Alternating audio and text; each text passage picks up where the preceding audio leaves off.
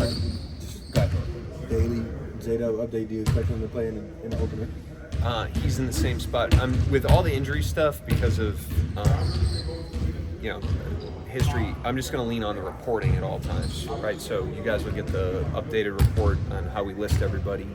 I'm going to lean on that with all the guys. With J-Dub in general, you've talked about him continuing to kind of clear hurdles over the course of his career here, and I was wondering if defensively, if you have any kind of hurdles for him to try to clear this season as he continues to grow on that end this of the floor. This is Dub? Yes, correct. Yeah, I think, he's a very cerebral player, and that shows up in a lot of ways. And I do think as time goes on defensively, as you learn the league, as you see the patterns of the league, as you learn personnel of the players you're playing against, you can start to smoke out some of the things that are going to happen before they happen. And I think he'll just continue to naturally do that. I don't know if that's something that we've really emphasized very much, but it's definitely something that, we would expect to see out of him just because of how intelligent he is as a player. In his first couple of years, was there something defensively that he was able to kind of jump over or make a big stride in that you felt like helped put him in kind of that next category of being able to handle primetime matchups? I just think he's been in a lot of situations, especially guarding the best players. I mean, he's guarded a lot of really good players. He's guarded a lot of the bigger fours. There's been times where we've shifted him to the 5 defensively to either move Chet off of the 5 and let him roam, or because we were small and he was guarding the 5 to switch. He's also, I think his first start was against, one of his first starts his rookie year was against Boston. He guarded Jaylen Brown.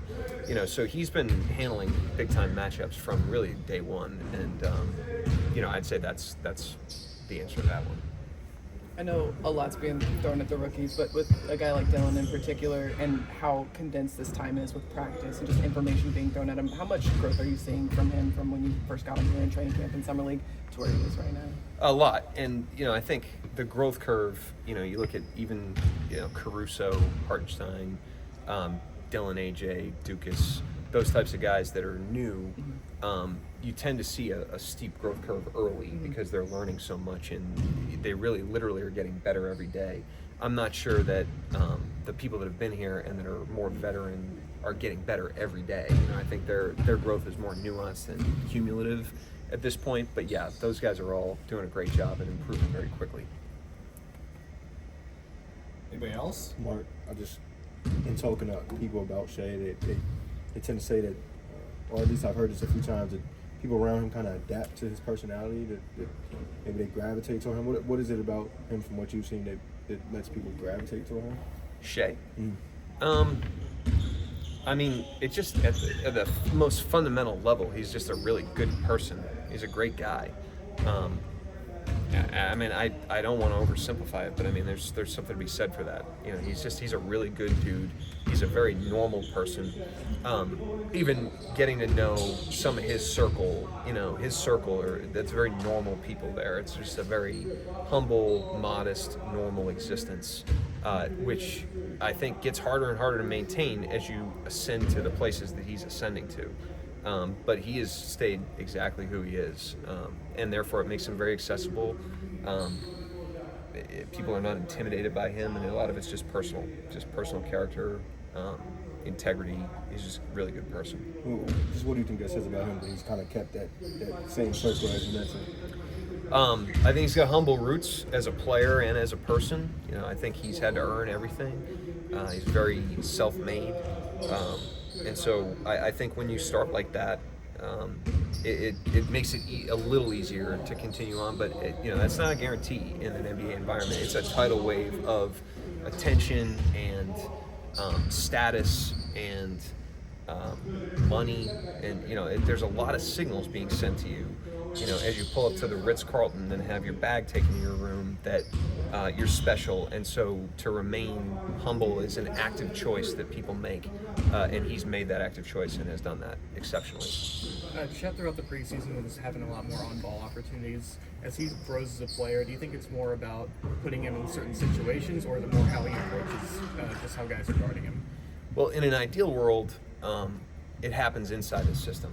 You know, like you'd like a lot of what they have, happen for them on the court to happen within the system and the way you're playing, because the system allows everybody, to participate and everybody to play. Now, obviously, you have to gain advantages at the beginning of possessions, and that's where you try to push some buttons. And he's shown an ability to do that well in the past. He certainly has improved over the summer, and we'll be conscious about putting him in some of those spots. But that's a very small percentage of the stuff that they get. Even, Shea, who's our highest usage player, most of his stuff just comes in the natural course of the game. I could actively try to not involve him in a game, and he'd still be heavily involved because of his talent and because he's really learned how to leverage the system.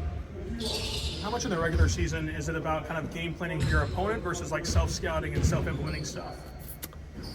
I mean, it's the improvement. You got kind of like a menu, and different menu items are relevant on different nights based on the opponent. A lot of it's like how they're playing you. So if Denver comes out and they play 48 minutes of zone, then zone offense becomes very important that night, right? And we don't have control over that all the time. So there's definitely an element of the opponent, what they present, but we're not like introducing new things every single game. We have a menu that, pretty much can cover the entire league. And then every game plan, you're going to that menu, you're finding what's most relevant. That becomes your game prep, but it also can carry over to the next time you play against somebody. So the way that you guard Murray may be the similar way that you guard Donovan Mitchell.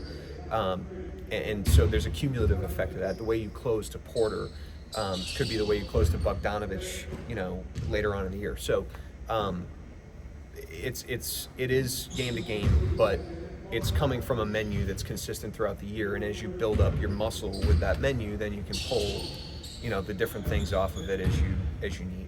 The points of emphasis after the All-Star break changed a lot of things. How does it impact just the prep for this season, kind of like knowing what's coming? Well, we'd like to always know what's coming. That would be nice. And so we are under the impression that the way the game was called at whatever point that was, where the fouls significantly declined, will be how we're entering the season. We really don't care what the rules are. We don't care what the points of emphasis are. Tell us what they are and we'll adjust them. We just want to know what they are and know that they're going to be policed consistently. And if they are, we'll adapt. We like the level of physicality that they allowed in the second half of the season. We would love to play under those circumstances every single night. We think that's an advantage that we could potentially exploit. We just want to know that that's where it's going to be.